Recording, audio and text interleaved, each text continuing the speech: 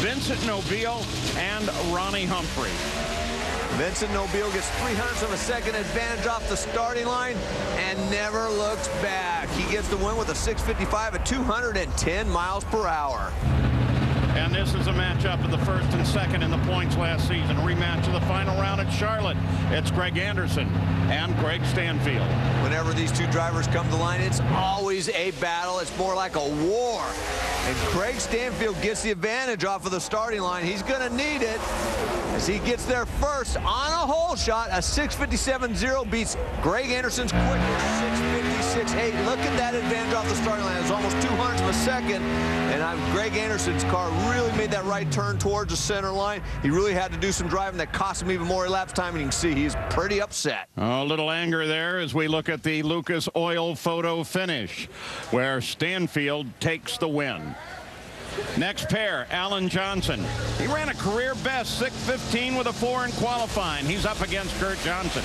Look at Kurt. That thing makes a left turn. I mean, he had to do some driving, but it cost him way too much elapsed time. Alan Johnson advances with a 6:53.6 elapsed time at 211 miles per hour. Here are the teammates, Roger Brogdon and Steve Kent.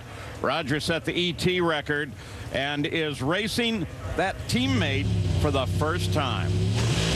Number 4 qualifier against your number 13. Steve Kent gets the advantage by almost 200ths of a second, but look at Roger go as he just drives around and drives away. 6:59 elapsed time, or 6:53 elapsed time beats a 6:59 by Steve Kent.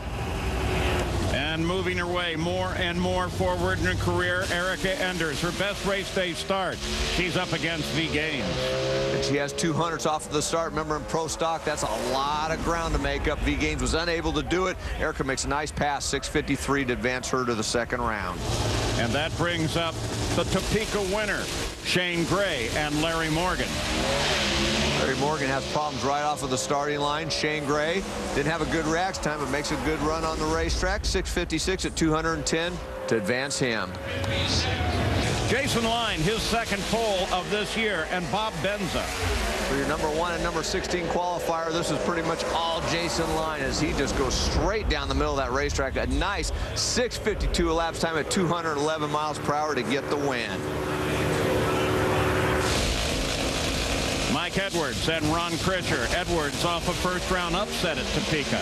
Edwards really struggled in qualifying. Your number 11 qualifier. Ron Krischer had the better qualifying performance, but not today. On race day, this was all Mike Edwards getting us from start to finish. 6:53 elapsed time to advance him to the second round.